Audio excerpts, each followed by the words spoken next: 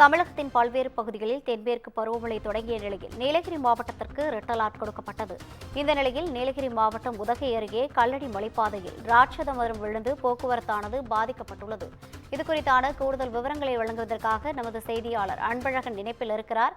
வணக்கம் அன்பழகன், கல்லடி மலைப்பாதையில் ராட்சத மரம் விழுந்ததால் போக்குவரத்தானது பாதிக்கப்பட்டுள்ளது. இதுகுறித்தான கூடுதல் விவரங்களை பதிவு செய்யலாம்.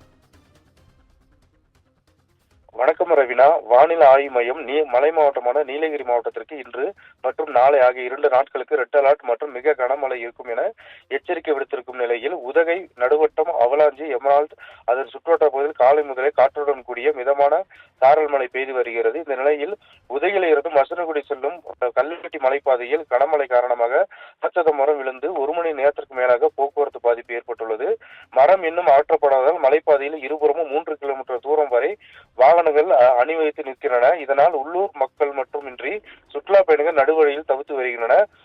மரம் விழுந்த நேரத்தில் வாகனங்கள் ஏதும் செல்லாதால் பெரும் அசம்பாவிதம் தவிர்க்கப்பட்டுள்ளது. ரவீனா, கூடுதல் விவரங்களை வழங்கியமைக்காக நன்றி அன்பழகன்.